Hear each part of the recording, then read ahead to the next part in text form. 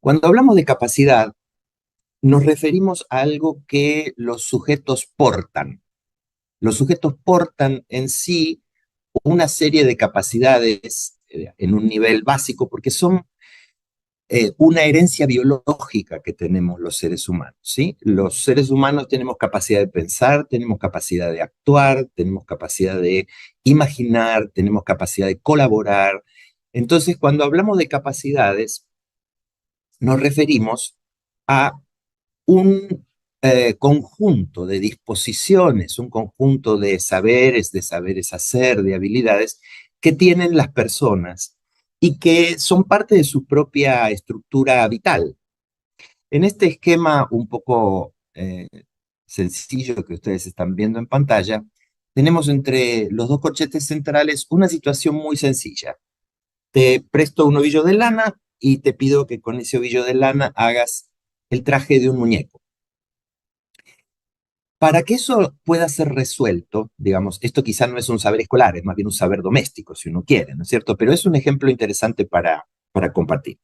Cuando uno tiene que resolver esa situación, por ejemplo, tiene que pensar de qué medida voy a hacer el chalequito, con qué forma le voy a dar, cómo es el muñeco, etcétera. Y entonces tengo que empezar a tomar decisiones, tengo que empezar a pensar, tengo que empezar a calcular, tengo que empezar a tomar medidas.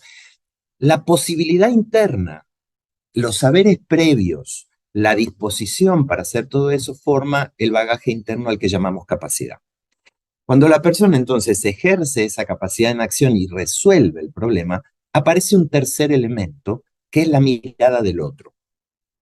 La mirada del otro establece si esa resolución del problema fue una resolución adecuada, una resolución estética, una resolución correcta, una resolución bella, ¿no?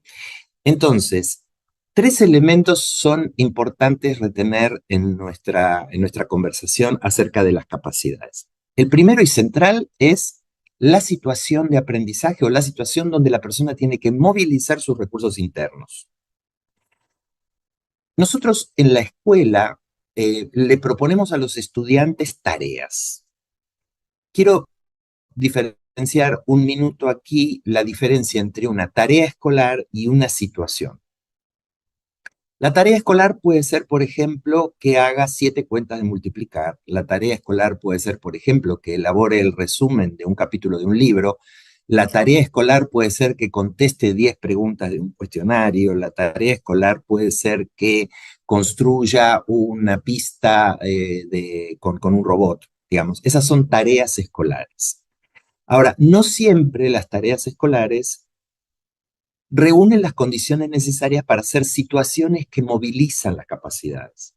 Por ejemplo, si estoy multiplicando, haciendo 7 cuentas de multiplicar, estoy ejercitando una habilidad práctica de cálculo, pero no hay ahí un desafío más allá de hacerlo más rápido o hacerlo con mayor precisión. Lo mismo si me piden contestar 10 preguntas de un cuestionario. Esas tareas no producen un nivel de desafío suficiente porque están perfectamente cerradas y definidas, no hay incertidumbre. Hay que resolver las 7 cuentas, hay que hacer el resumen. En cambio, las situaciones de aprendizaje que movilizan las capacidades humanas y que, por así decir, las cosquillean, son aquellas situaciones que no están del todo bien definidas. Aquí yo le propongo a la persona que a partir de una materia prima haga un objeto, pero ese objeto puede tener muy diversas formas según quien interprete la situación. Lo mismo, por ejemplo, si trabajamos como a veces hacemos en la escuela, si le proponemos a los estudiantes un proyecto de arte. Entonces, por ejemplo, les proponemos que creen una teatralización de una situación, etcétera, pero no le damos demasiada más información que el objetivo. Entonces ahí es necesario poner en movimiento las capacidades, es necesario poner en uso saberes, habilidades, disposiciones y encontrar una resolución para esa situación que puede ser muy diferente de alumno en alumno. No estoy pidiendo un producto estándar. Las capacidades muestran lo que cada persona tiene adentro y en ese sentido, las producciones de los estudiantes cuando resuelven situaciones son producciones personales.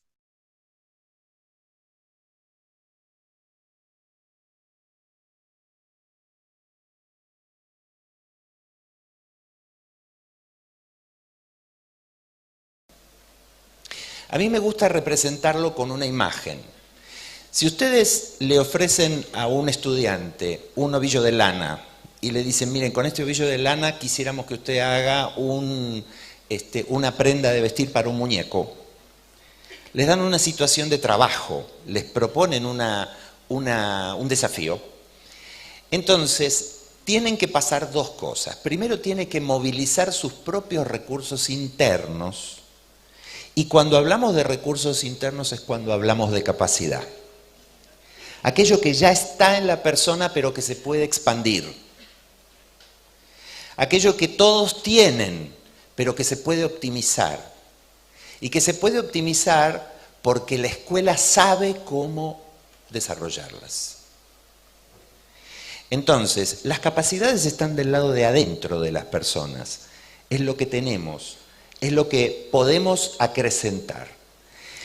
Sin embargo, cuando una persona resuelve una situación, la puede resolver de distinta manera. La puede resolver de manera eficaz, la puede resolver de manera mal resuelta, la puede resolver de manera intermedia, y ahí es cuando hablamos de competencia.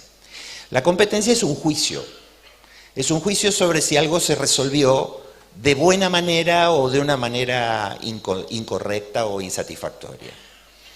Nosotros no desarrollamos competencias. Las competencias son juicios que hacemos sobre lo que hace la persona. Nosotros en la escuela desarrollamos capacidades.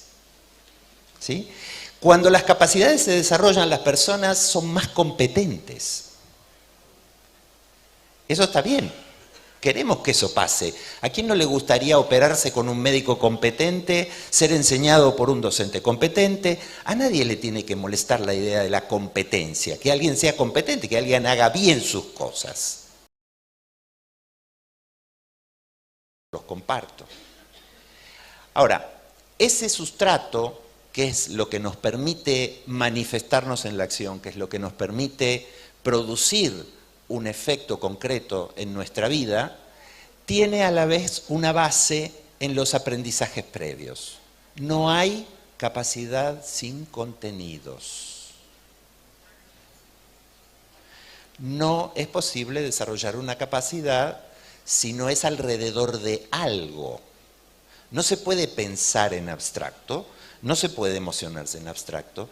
Pensamos, resolvemos problemas, nos comunicamos, actuamos, somos creativos, porque tenemos un bagaje de saberes que hemos construido gracias a la escuela. Entonces, no vayamos a pensar que las capacidades vienen a sustituir el aprendizaje de los contenidos. Los contenidos son el combustible de las capacidades.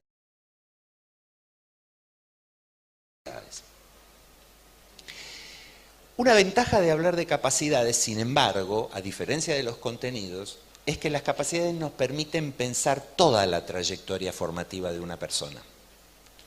Nos permiten pensar cómo la hago comunicarse cada vez mejor en un plan de progreso de 12 años. Cómo la hago mejor resolvedora de problemas, o más creativa, o más analítica, o más reflexiva, a lo largo de un proceso de 12 años. Nos sirven para pensar la educación de manera más integral. Esa es quizá una de las ventajas que tiene poner una lógica de capacidades sobreimpresa en el currículum. Permite que articulemos mejor los niveles del sistema educativo, permite que entre todos podamos tener una discusión acerca de qué es lo que estamos tratando de lograr, qué persona estamos tratando de lograr. ¿Qué hago yo en el aula cuando quiero promover el desarrollo de una capacidad? ¿Es lo mismo que enseñar una técnica? ¿Es lo mismo que enseñar un contenido, un concepto? Un poco sí, un poco no. En primer lugar, una de las claves para el trabajo con las capacidades es primero respetar al que tengo delante como estudiante y decirle, mira, vamos a hacer un contrato. Yo quiero que vos te comuniques mejor. Primero tengo que poder comunicar cuál es la capacidad a la que le estoy apostando. Entonces, lo primero es lograr un acuerdo de sentido. ¿Qué es lo que estamos haciendo juntos? ¿Qué es lo que vamos a hacer juntos? En esta clase vamos a hablar de San Martín, sí, pero también vamos a ampliar tu capacidad de razonar. Segundo, lo que hacemos todos los días, los acompañamos a aprender. Les damos el soporte, les ponemos el andamio, les proponemos una actividad que los desafía un poquito más de lo que sabían, pero no demasiado como para que se frustren y no puedan avanzar, pero siempre un poquito más. Y a medida que se van volviendo más hábiles, más expertos, necesitan cada vez menos acompañamiento por nuestra parte, ¿sí? Esa idea de andamiaje que ustedes todos conocen de la buena pedagogía. 3, retroalimentación. ¿Qué es lo que los estudiantes necesitan de nosotros que les digamos, vas bien por acá? O esto acá tendríamos que mejorarlo. Entonces, un trabajo que les permite a los estudiantes saber cómo están avanzando y apropiarse en dónde están teniendo éxito y dónde están teniendo que revisar cosas, la retroalimentación, la posibilidad de darles esa información justo a tiempo, potencia el desarrollo de las capacidades. Y por último, antes de cambiar de tema, antes de irnos a otra cosa, la metacognición. ¿Qué aprendimos con todo esto? ¿De qué somos capaces ahora que no podíamos hacer antes? ¿Qué es lo que ahora puedo resolver que antes no podía? Apropiarse, poder hacerse dueños del conocimiento.